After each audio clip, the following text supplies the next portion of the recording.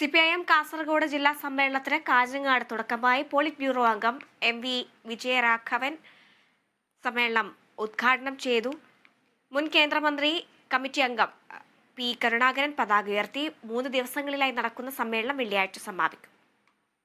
സിപിഐഎമ്മിലെ മുതിർന്ന അംഗവും മുൻ കേന്ദ്ര കമ്മിറ്റി അംഗവുമായ പി കരുണാകരൻ പതാക ഉയർത്തി.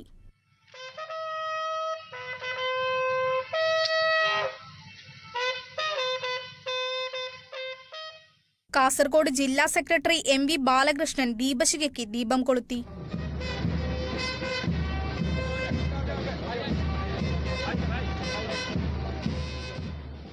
രക്തസാക്ഷി മണ്ഡപത്തിൽ സമ്മേളന പ്രതിനിധികൾ പുഷ്പാർച്ചനയും നടത്തി.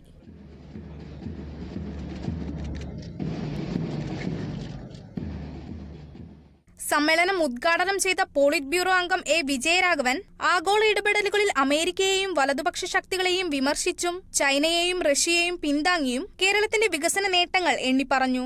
മലയോര ജാഥയെ പരിഹസിക്കുകയും ചെയ്തു. സുധാകരന്റെ പ്രസംഗം പിണറായിക്കെതിരെ മാത്രമാണെന്നും വിമർശിച്ചു. വനം വന്യജീവി പ്രശ്നം വർഗീയവൽക്കരിക്കാൻ കോൺഗ്രസ് ശ്രമിക്കുകയാണെന്നും അപകടകരമായ രാഷ്ട്രീയമാണ് UDF കൈകാര്യം ചെയ്യുന്നതെന്നും ഉദ്ഘാടന പ്രസംഗത്തിൽ വിജയരാഘവൻ പറഞ്ഞു.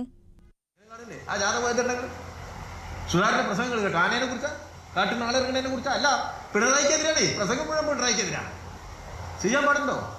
അതിനെപ്പോലും വർഗീയവൽക്കരിക്കാൻ പാടുണ്ടോ? അപകടകരമായ രാഷ്ട്രീയമാണ് UDF കൈകാര്യം ചെയ്യുന്നത്. നമ്മളെ സംബന്ധിച്ചിടത്തോളം കേരളത്തിലെ ഒരു വർഗീയതയോടും വിട്ടുവീഴ്ചയില്ല. കേന്ദ്ര കമ്മിറ്റി അംഗങ്ങളായ EP. Jayarajan, P K Shrimati, Kannur ജില്ലാ സെക്രട്ടറി എം.വി. ജയരാജൻ, സംസ്ഥാന സെക്രട്ടേറിയറ്റ് അംഗങ്ങളായ TP. Ramakrishnan, P K Biju, MV. Balakrishnan master തുടങ്ങിയവർ പങ്കെടുത്തു. പാർട്ടി ശക്തി കേന്ദ്രങ്ങളായ തൃക്കരിപ്പൂർ, കാഞ്ഞങ്ങാട് മണ്ഡലങ്ങളിലെ വോട്ട് ചോർച്ച, നേതാക്കളിൽ ചിലരുടെ വഴിവിട്ട ബന്ധങ്ങൾ, സാമ്പത്തിക ക്രമക്കേട് തുടങ്ങിയവ സമ്മേളനത്തിൽ ചർച്ചാ വിഷയമാകും. അതിർത്തിയിലെ വന്യമൃഗശല്യത്തിന് പരിഹാരം കാണാത്തതിനെ തുടർന്ന് സർക്കാരിനെതിരെ തന്നെ സമരം ചെയ്യേണ്ട സാഹചര്യം ഉണ്ടാക്കിയത് കടുത്ത വിമർശനത്തിനായിരിക്കും വഴിവെക്കുക. എം.വി. ബാലകൃഷ്ണൻ മാസ്റ്റർ തന്നെ ജില്ലാ സെക്രട്ടറിയായി തുടരാനാണ് സാധ്യത. CH Kunhambu MLA, M. Rajagopalan MLA, മുൻ MLA KV കുഞ്ഞിരാമൻ എന്നിവരുടെ പേരുകളും ഒരു വിഭാഗം ഉയർത്തിക്കാട്ടുന്നുണ്ട്. 317 പ്രതിനിധികൾ പങ്കെടുത്ത സമ്മേളനം വെള്ളിയാഴ്ച ശക്തി പ്രകടനത്തോടെ സമാപിക്കും. Kerala vision news, Kasaragod.